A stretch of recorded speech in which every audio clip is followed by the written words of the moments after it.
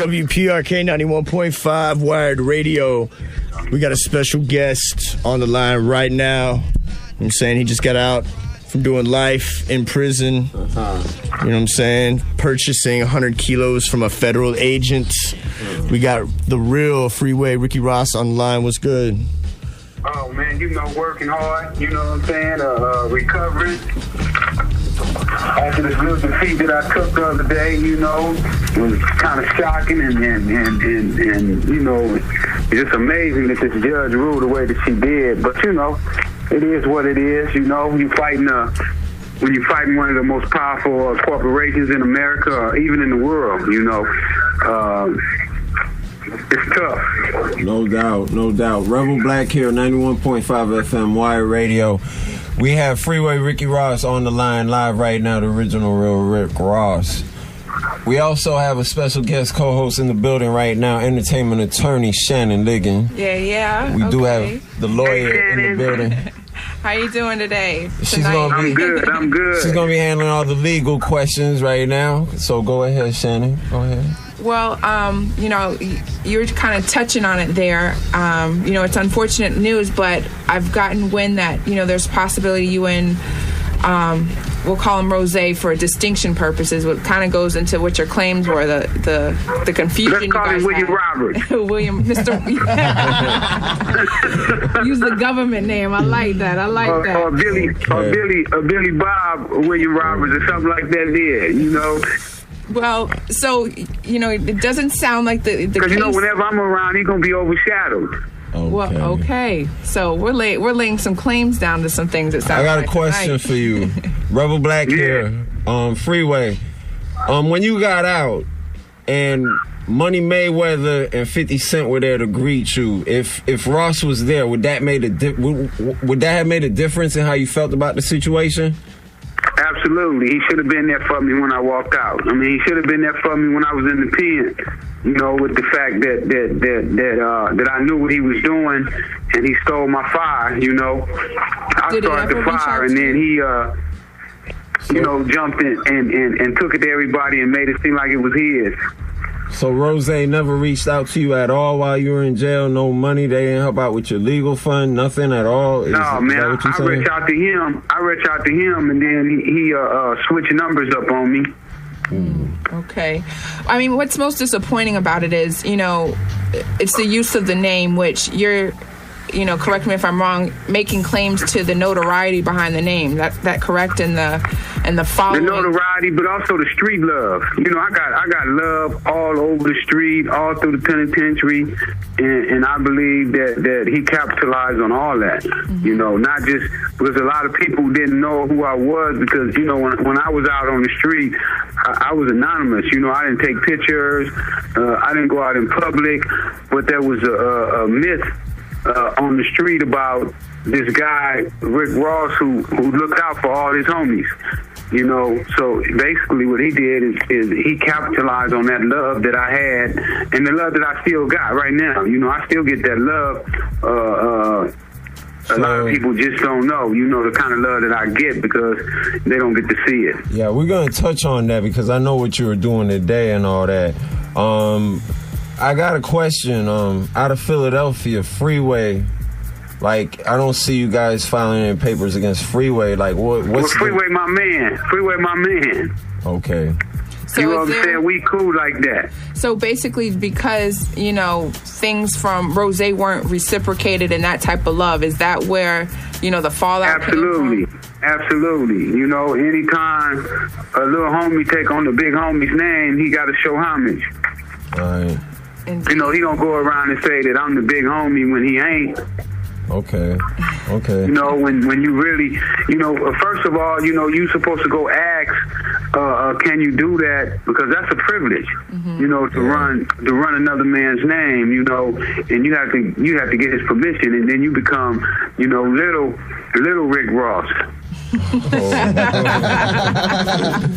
So are you and 50 gonna click up and Mayweather, y'all gonna click up and come out with something, or you guys gonna keep it all? Floyd is my man, but at the end of the day, I'm gonna do my own thing. I got my own crew.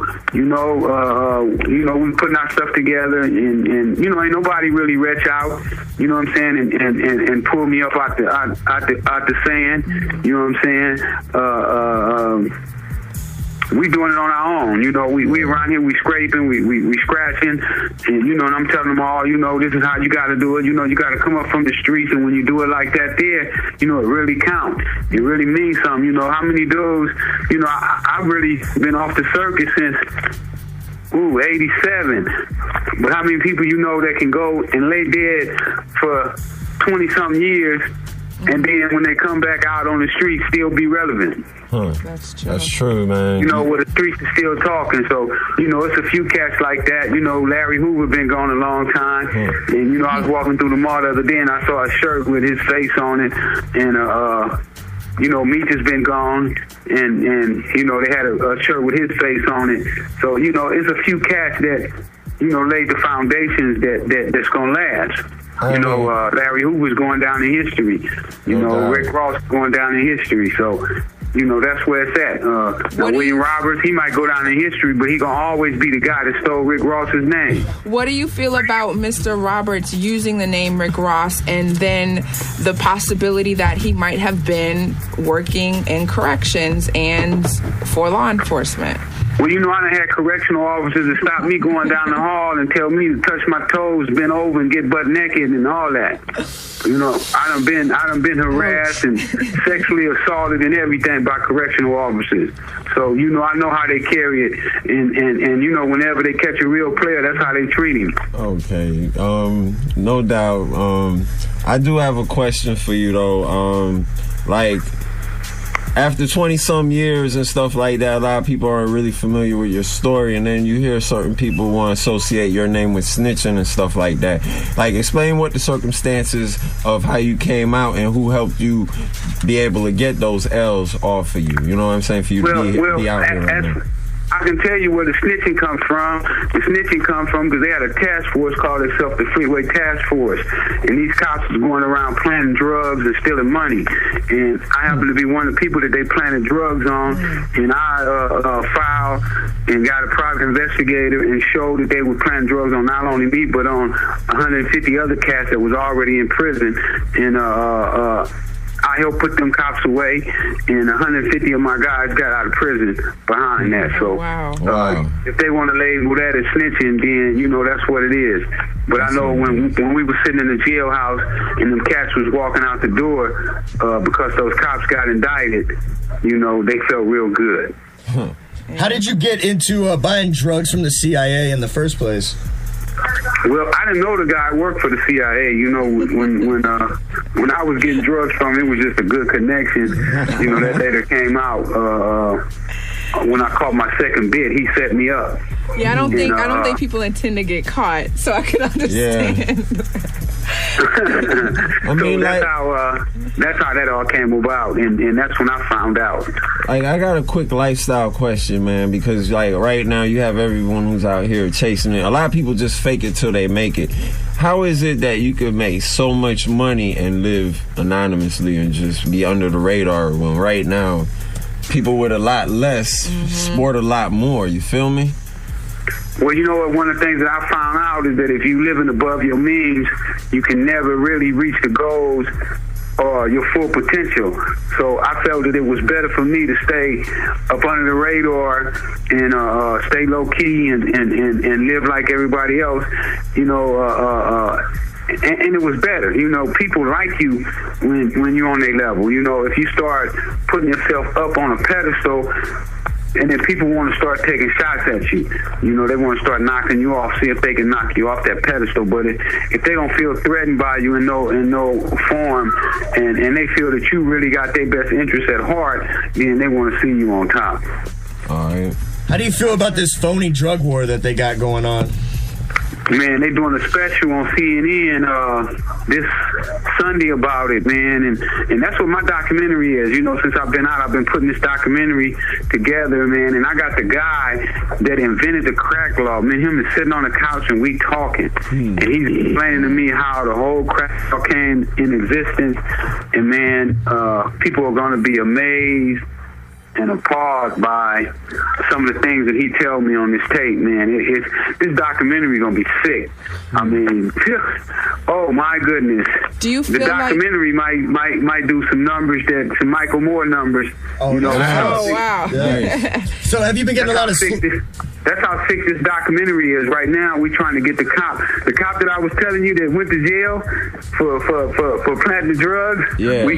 We trying to get him right now. You know, he bucking because they can't stand me. But, you know, we try to get them to come on and come on camera and talk too, you know, because he out of jail now.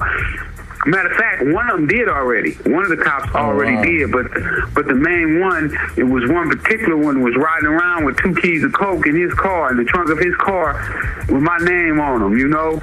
So he got indicted for that, for riding around with 2 keys of cocaine in the trunk of his car with my name on them. Well, but we really want him because he had a personal thing for me, from what I hear. Well, because you've been on both sides of it, obviously, in dealing in it and being incarcerated from it, and now being successful in getting things overturned and getting what many would question is justice. What do you feel is? What can we really do about the police corruption and things that go on that, you know? Well, you know what? It's so much money in drugs that not only the police, not only cats in the street from the ghetto, but drugs can corrupt politicians, judges. I mean, you know, right now Mexico and a lot of Latin countries, they're saying they're tired of America's corrupt drug war. They don't want it in their country no more because it is giving the drug dealers so much power. Because, you know, when I was on NPR radio one time and I explained to them is that if you walked right now, took a magic wand and you took all the drug dealers off the street, the next day, drug users are going to create new dealers. Well, that's something. I do a little bit of criminal defense, and, you know, I don't think the law can keep up with technology because drugs, what you're talking about, it comes down to a science at the end of the day. So if you're able to manipulate the chemistry behind something, the laws will never keep up with, you know, the technology and science behind those things. So it might be a never-ending battle. I mean, unless you, it is a never-ending. You can't win the drug war. When I was in Lompoc Penitentiary, they call it the New Rock. They call it one of the most secure, at that time it was the most secure penitentiary in the United States. A guy OD'd with me in the hole. Oh, wow. He's in a cell by himself. Only get out 3 days a week. That's the only time they let us out is 3 days a week to go to the rec yard, and we basically have no contact with other human beings other than the police handcuffing us and taking us to the bullpen. The guy OD'd in his cell. Do you feel drugs are so taboo because of the laws and the harsh penalties behind them? Because, you know, if we really did our history, I mean, cocaine was given to slaves in order to help them work. Cocaine was used in drugs. I mean, you know, dentistry. I mean, if you feel like they legalized marijuana or you know, and things weren't so harsh as drug laws, do you think that would help curb some of the, you know, the violence that happens behind it and the corruption? Without the harsh drug laws, then that means that the price of the drugs will go down. And it wouldn't be as valuable to sell, so then people would start looking at other things. Take, for instance, cigarettes. If you made cigarettes illegal right now, tomorrow, in jail, when they made cigarettes illegal, when I was in jail, a pack of cigarettes went up to $250. One cigarette was selling for $20 a cigarette. So anytime you put something on the black market, it automatically sends the price up. So I think that we need to come with some type of compromise where you don't necessarily make them legal, but you don't criminalize them. Meaning that you don't put somebody in prison for doing this. I think that our money would be better served in education and rehabilitation